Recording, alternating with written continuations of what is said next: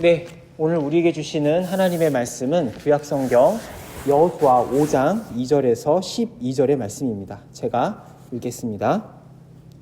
그때 여호와께서 여호수아에게 이르시되 너는 부싯돌로 칼을 만들어 이스라엘 자손들에게 다시 할례를 행하라 하시매 여호수아가 부싯돌로 칼을 만들어 할례산에서 이스라엘 자손들에게 할례를 행하니라. 여호수아가 할례를 시행한 까닭은 이것이니 애굽에서 나온 모든 백성 중 남자 곧 모든 군사는 애굽에서 나온 후 광야길에서 죽었는데 그 나온 백성은 다 할례를 받았으나 다만 애굽에서 나온 후 광야길에서 난 자는 할례를 받지 못하였음이라. 이스라엘 자손들이 여호와의 음성을 청종하지 아니하였으므로 여호와께서 그들에게 대하여 맹세하사 그들의 조상들에게 맹세하여 우리에게 주리라고 하신 땅 곧 젖과 꿀이 흐르는 땅을 그들이 보지 못하게 하리라 하시매 애굽에서 나온 족속 곧 군사들이 다 멸절하기까지 40년 동안을 광야에서 헤매었더니 그들의 대를 잇게 하신 이 자손에게는 여호수아가 할례를 행하였으니 길에서는 그들에게 할례를 행하지 못하였으므로 할례 없는 자가 되었음이었더라. 또 그 모든 백성에게 할례 행하기를 마침에 백성이 진중 각 처소에서 머물며 낫기를 기다릴 때에 여호와께서 여호수아에게 이르시되 내가 오늘 애굽의 수치를 너희에게서 떠나가게 하였다 하셨으므로 그곳 이름을 오늘까지 길갈이라 하셨느니라.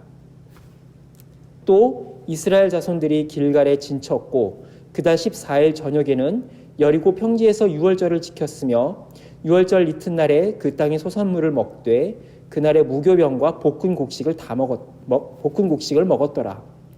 또 그 땅의 소산물을 먹은 다음 날에 만나가 그쳤으니 이스라엘 사람들이 다시는 만나를 얻지 못하였고 그 해에 가나안 땅의 소출을 먹었더라. 아멘. 네, 어느덧 우리에게 주어진 2020년의 마지막 주일을 맞이하게 되었습니다. 한 해를 보내면서 하는 말 중에 이 상투적인 말 중에 다사다난했다라는 말이 있죠. 다사다난 무슨 뜻인지 여러분 아시죠? 일도 많고 여러 가지 난리도 많았던 그러한 한 해를 가리켜서 다사다난한 한 해였다라고 이야기를 합니다. 그런데 올 한 해야말로 이 다사다난이라는 말이 상투적이게 들리지 않을 만큼 전혀 상투적이지 않게 들리는 그런 한 해가 아닌가 싶습니다. 예상치 못한 전염병의 여파로 모든 것이 스톱이 되어버리고 심지어는 교회의 예배와 행사마저도 중지될 수밖에 없는 그런 상태로 사실상 한 해를 다 보내고 말았습니다. 이렇게 한 해를 보내면서 좀 우리가 곰곰이 생각해 보아야 될 것이 있을까 좀 생각을 해보다가 생각난 말씀이 바로 오늘 여호수아 5장의 말씀입니다. 사실 이 여호수아는 우리가 이 여름과 가을에 걸쳐서 살펴보았던 말씀이기도 하죠. 하지만 다시 한번 이 올 한 해를 보내고 새로운 해를 맞이하면서 우리가 좀 다시 한번 생각해 볼 것이 있다라는 생각이 들어서 이 말씀을 펴들게 되었습니다. 여러분 잘 아시겠지만 이 말씀은 가나안 땅 입성을 앞두고 이스라엘 군사들이 광야에서 할례를 받은 사건을 기록하고 있습니다. 할례는 이스라엘의 남자 아이들이 태어난 지 8일 만에 포피를 베어내는 의식을 할례라고 합니다. 그러니까 요즘으로 말하면은 포경수술과 같은 그러한 의식이죠. 이 할례 의식을 통해서 이스라엘 백성들, 특히 남자들은 자기의 자신이 바로 하나님의 백성이라는 사실을 몸에 지니고 살도록 하기 위해서 하나님은 이 제도를 주셨습니다.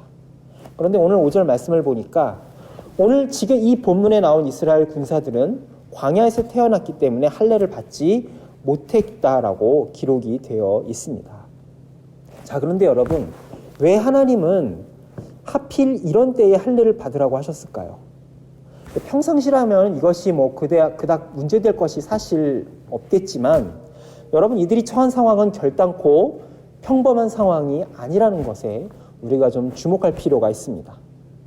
이들은 여리고성이라고 하는 큰 장애물을 앞두고 있으며 그 안에는 여리고의 군사들이 이미 이스라엘 백성들이 쳐들어올 것이라는 사실을 알고 있어요.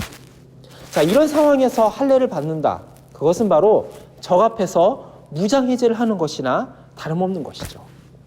여러분 창세기 34장을 보면은 야곱의 딸인 디나가 하물 족속의 그 지역에 들어갔다가 그만 그 하물 족속의 아들 세겜에게 겁탈을 당하는 사건이 나옵니다. 자, 이때 이 세겜이 야곱을 찾아가서 당신의 딸 디나를 저에게 아내로 주십시오라고 요구를 합니다. 이때에 이 디나의 오빠였던 시므온과 레위가 조건을 하나 내걸죠. 좋다. 내가 내 누이 동생을 너에게 줄 테니까 대신에 조건이 있는데 너희 족속의 모든 남자는 다 할례를 받아야 된다라는 조건을 내겁니다. 자, 그런데 여러분, 이거는 사실상 이 여동생을 주기 위한, 결혼 상대로 주기 위한 조건이 아니라 이 하물 족속의 남자들을 죽이기 위한 속임수였습니다. 이 하물 족속의 남자들이 할례를 받고 아파서 낫기를 기다릴 동안에 움직일 수 없는 틈을 타서 이 시므온과 레위는 아버지 야곱의 허락도 없이 자기 집안의 용병을 일으켜서 그 하물 족속의 남자들을 다 죽여버리는 사건이 벌어지게 되죠. 이를 통하여서 이 시므온과 레위는 자기 여동생의 복수를 하고자 했던 것입니다. 자, 그런데 오늘 자칫하다가는 이 오늘 본문에 나온 이스라엘 군대가 그럴 위험에 처하게 되었다라는 것이죠. 그런데 하나님은 이런 위험천만한 일을 지금 이스라엘 군사들에게, 남자들에게 하라고 명령하고 계십니다. 여러분, 이들이 할례를 받고 낫기를 기다릴 동안 무슨 마음이었을까요? 모든 준비를 마치고 이제 막 앞으로 나아가려고 하는 찰나에 왜 하나님은 이렇게 중요한 부분을 잘라내라고 나아가지 못하게 하시는 걸까? 이러다가 저 여리고 군대한테 역습이라도 당하게 되면 우리는 다 전멸을 하게 되는데 라고 하는 그러한 불안한 마음과 불평들이 이스라엘 군사들 안에 있었을 것입니다.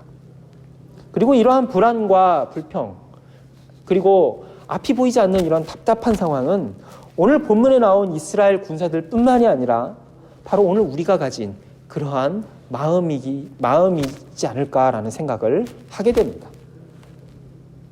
2020년 올 한 해를 지나면서 여러분과 저는 참으로 많은 다짐들과 계획들을 했을 것입니다.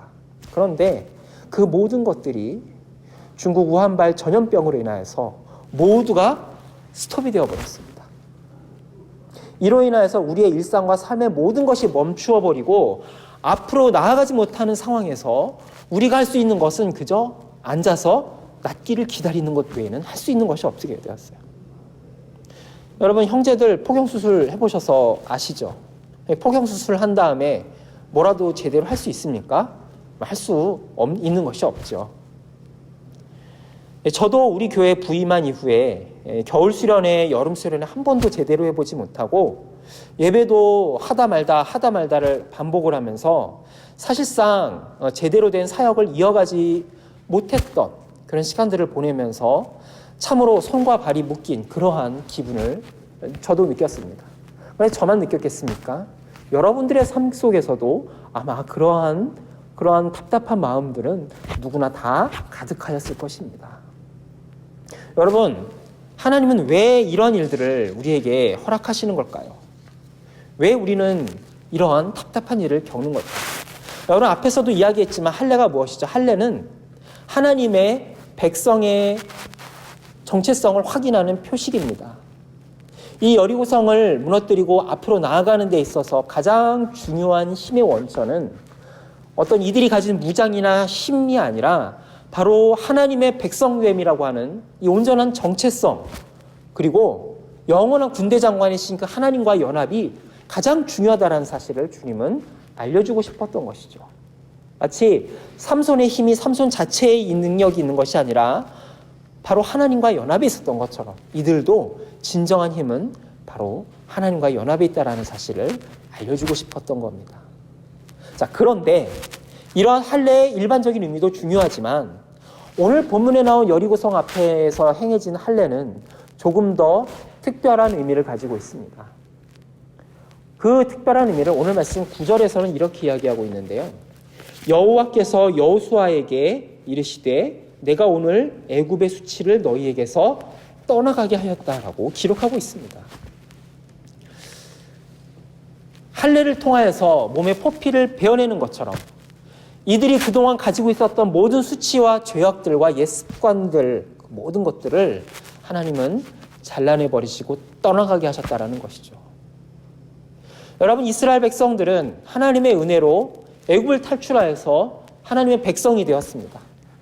그런데 이들은 정작 몸만 빠져나왔지 아직 이들의 생각이나 습관이나 정신, 그리고 그들의 모든 이 몸에 배어있는 생각 속에 젖어있는 정체성은 아직 애굽에 머물러 있었습니다. 여러분, 생각이나 정신과 감정은 이집트에 남겨두고 몸만 빠져나온 그 이스라엘 백성들의 모습이 상상이 가십니까? 마치 무슨 공포 영화의 프랑켄슈타인이나 좀비 영화를 보는 것이 아닌가라는 그런 괴이한 상상마저도 드는 것 같습니다. 그런데 여러분, 그런 괴이한 모습이 바로 이스라엘 백성들의 모습이었다는 것이죠.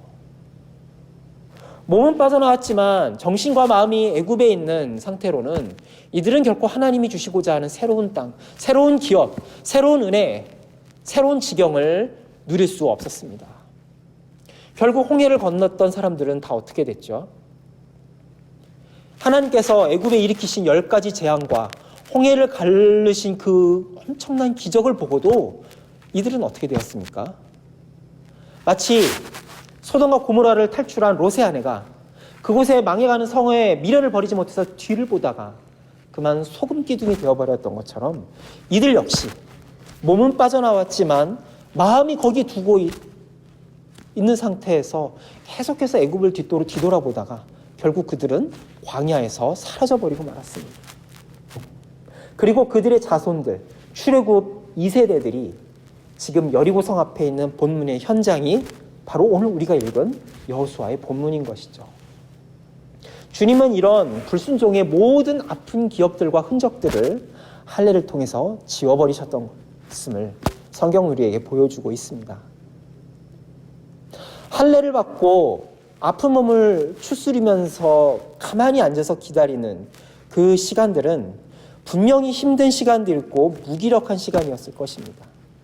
그런데 주님은 그 시간들을 통하여서, 그 아픈 시간들을 통하여서 이스라엘의 수치와 죄악과 그 안 좋았던 기억들, 모든 그 과거의 쓰라린 상처들을, 아픈 기억들을 하나씩 하나씩 떠나보내고 계셨다라는 사실을 우리는 다시 한번 볼 수 있기 원합니다. 인간적으로 볼 때는 분명히 무기력한 시간이지만 믿음의 눈으로 볼 때 그 시간들은 바로 하나님께서 우리에게 새롭게 창조하시는 회복의 시간들이었음을 성경은 우리에게 보여주고 있습니다. 여러분, 예수님이 십자가에서 못 박히시고 무덤에 묻히신 후에 부활하신 사건 우리가 너무나 잘 알고 있죠. 그런데 여러분, 예수님이 무덤에 묻히시고 부활하시기까지 며칠의 시간이 걸렸는지 여러분 아시죠? 3일의 시간이 걸렸습니다. 그런데 우리는 보통 죽으시고 부활하신 거는 참 많이 기억을 하고 집중을 하는데 요 가운데 3일이라고 하는 시간을 우리는 그냥 아무 생각 없이 넘어갈 경우가 대부분이죠. 여러분, 이 예수님이 묻히시고 나서 3일 동안 무슨 일이 일어났을까요? 오늘 우리가 들고 있는 이 성경 본문에는 이 3일 동안 무슨 일이 일어났는지 정확하게 이야기하지는 않고 있지만 우리가 믿음으로 고백할 수 있는 것 단 한 가지가 있습니다. 그것은 바로 하나님이 이 3일 동안 가만히 계시지 않았다라고 하는 것이죠. 여러분, 우리가 신앙 고백으로 사용하는 사도신경에는 이렇게 나와 있습니다. 본디오 빌라도에게 고난을 받아 십자가에 못 박혀 죽으시고 장사된 지 사흘 만에 죽은 자 가운데서 다시 살아나셨으며 라고 고백하고 있습니다. 자, 그런데 여기서 우리가 사용하는 이 사도신경에는 이 장사되고 사흘 만에 죽은 자 가운데서 살아나셨다는 이 3일에 대해서 생략되고 있는 것이 있습니다. 영어 사도신경을 보면 이렇게 나와 있는데요. Suffered under Pontius Pilate, was crucified, dead, and buried. He descended into hell. The third day he rose again from the dead. 번역하면 이렇습니다. 본디오 빌라도 치하에서 고난받으시고 십자가에 못 박히시고 죽으셔서 장사되신 묻히신 후에 지옥에 내려가셨다가 3일 만에 죽음에서 다시 살아나셨다라고 이야기하고 있습니다.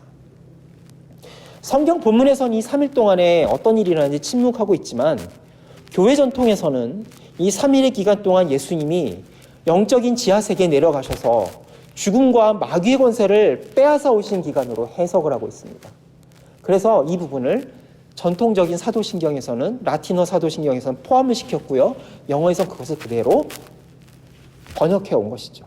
다만 신학적인 좀 문제와 성경 해석의 논란의 여지가 있기 때문에 한국의 개신교에서는 이 부분을 생략을 시켰을 뿐입니다. 예수님이 죽으신 후 부활의 영광이 있기까지 이 3일의 시간, 그 시간은 그저 패배와 무기력의 시간이 아니었다라는 것이죠. 그 시간은 새로운 창조와 부활을 준비하는 치열한 영적인 전투의 기간이었습니다. 마치 오늘 본문에서 이스라엘 백성들이 할례를 받고 낫기를 기다렸던, 그 아픈 몸을 추스렸던 그 기간들처럼 말이죠. 그래서 우리는 이 3일의 기간 동안 무슨 일이 일어났는지 뚜렷하게 알 수는 없지만, 성경이 침묵하고 있기 때문에 무슨 일이 일어났다라고 정확하게 알 수는 없지만, 이 3일의 기간 동안 보이지 않는 세계에서는 하나님이 우리를 위해서 치열한 영적인 전투를, 엄청난 일을 하고 계셨다라는 사실을 2000년 전에 교회의 신앙의 선조들은 우리에게 넌지시 암시하고 있습니다. 여러분, 올 한 해를 보내면서 우리들은 그 어느 때보다도 무기력하고 힘없는 한 해를 보냈습니다. 저와 모두 그러한 시간들을 보냈습니다. 그러나 여러분, 하나님이 선하시고 옳으신 분이라는 사실을 우리가 기억하고, 또 우리를 포기하지 않고 인도하시는다라는 사실을 우리가 고백한다고 한다면, 코로나 바이러스로 뒤덮인 이 2020년은 바로 오늘 우리들의 수치를 제거하시고 새로운 길을 준비하시는 그러한 한 해였다라는 사실을 우리가 좀 믿음으로 고백하면 좋을 것 같습니다. 2021년을 맞이하여서 우리 앞에는 참으로 많은 문제들이 아직 남아 있습니다. 코로나 바이러스가 아직 해결된 것도 아니고요. 우리 앞에 교회적으로, 개인적으로, 나라와 국가와 전 세계적으로 놓인 그 문제들은, 여리고 성과 같은 문제들은 그대로 있습니다. 자, 이런 한 해를 맞이함에 있어서 우리에게 필요한 것은 무엇일까요? 그것은 바로 하나님 안에서의 거룩한 기다림일 것입니다. 우리는 분명히 아프고 힘든 시간을 보냈지만 우리의 수치를 떠나보내시고 우리를 새롭게 하실 것을 우리는 믿기 때문에 주님, 우리는 이 아픈 시간들을 믿음으로 기다리고 버틸 수 있는 것이죠. 그리고 그렇게 할 때에 하나님은 마침내 하나님의 시간이 되었을 때에 우리 앞에 놓인 여리고성을 무너뜨리실 줄로 믿습니다. 그리고 우리에게 2021년도라고 하는 새로운 하나님의 선물을 우리에게 주실 줄로 믿습니다. 이 아픈 2020년도를 떠나보내고 새로운 2021년도를 맞이하면서 이 우리에게 주시는 아픔과 소망이 공존하는 이 시간을 보내면서 모두 믿음으로 하나님 앞에 나아가시는 귀한 연말 연시를 보낼 수 있기를 소망합니다. 기도하겠습니다. 하나님 아버지, 무기력하고 아무것도 하지 못한 것 같이 떠나보내는 그 2020년을 돌아보며 주님 앞에 나아갑니다. 믿음의 눈으로 볼 때 우리는 다시 한번 하나님 앞에 나아갈 수 있음을 고백합니다. 인간적인 눈으로 볼 때는 분명히 무기력한 시간이요, 패배의 시간처럼 보이지만, 그러나 이 시간들을 통해서 하나님이 우리에게 새로운 회복의 길을 준비하고 계실 줄로 믿습니다. 이를 통하여서 우리에게 이루시는 새로운 부활의 능력을 경험하게 하여 주옵소서. 예수님의 이름으로 기도합니다. 아멘. 지금은 우리 주 예수 그리스도의 은혜와 하나님 아버지의 사랑과 성령의 교통하심이, 하나님이 새롭게 하실 그 부활의 능력을 기대하며 지금 아무것도 아닌 것 같아 보이는 이 시간들을 믿음으로 인내하는 모든 이들에게 지금부터 영원토록 함께 하시기를 간절히 축원하옵나이다. 아멘.